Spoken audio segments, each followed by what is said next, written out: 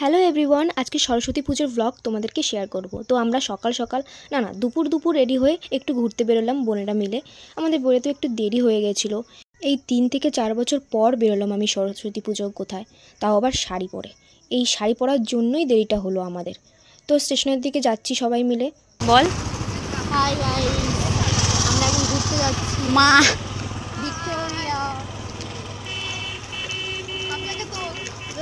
আমার লোক কই? তুমি কিছু বলো। কি বলবো? ঝগড়া করে খুব ভালো লাগছে সবার সাথে। খানিকটা ঝগড়াও করে নিয়েছিলাম দেরি হচ্ছে বলে আমাদের। চলে এসেছি স্টেশনে, ট্রেনের অপেক্ষায় আছি। আর তার মাঝখানে একটু ঢং করেও নিচ্ছিলাম সবাই মিলে। ওইটা দেখো পোজ দেওয়ার মাস্টার, যেখানে ক্যামেরা দেখবে সেখানেই শুরু হয়ে যাবে। কিছু ভিডিও করে নিয়ে ট্রেনে উঠে গেলাম মেন ডেস্টিনেশনে যাওয়ার জন্য।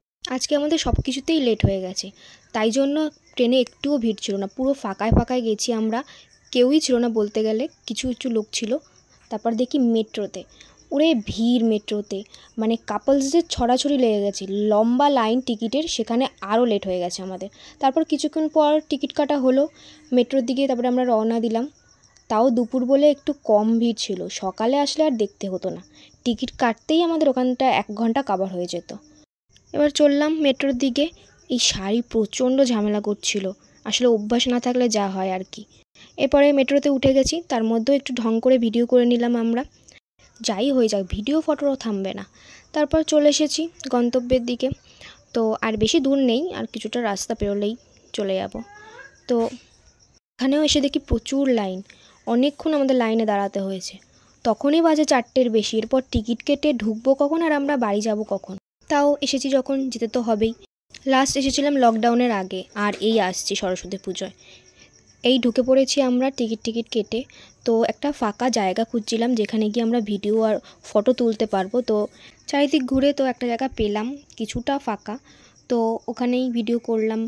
আর এত বাজে নেটওয়ার্ক যে কি বলবো, কেউ রিলস করতেই পারেনি। কিছু শর্ট ভিডিও আর ফটো তুলতে লাগলাম সবাই। তো এরকম করেই দিনটা গেল আমাদের। তারপর আমরা বসে পড়লাম একটু গল্প আর আড্ডা দেওয়ার জন্য। সবকটার এত খিদে পেয়েছিল, তো আর এনার্জিই ছিল না কিছু করার। কিন্তু এত বোকা সব, না জল না খাবার কিছুই আনা হয়নি ভিতরে।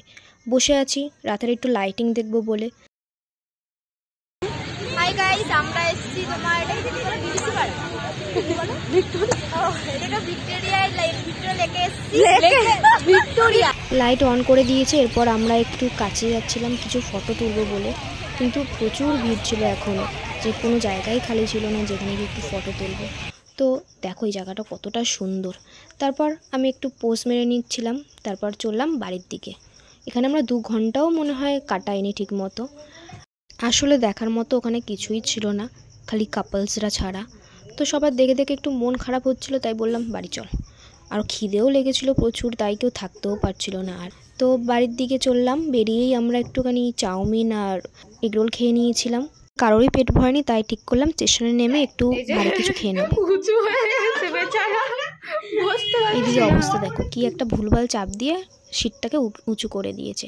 তো ব্যাস চলে এসেছে আমাদের বিরিয়ানি, সবার ফেভারিট জিনিস। খেয়ে এবার সোজা বাড়ি গিয়ে ঘুম। তো এই অবধি সরস্বতী পুজোর ভিডিওটা। তো দেখা হবে নেক্সট ব্লগে।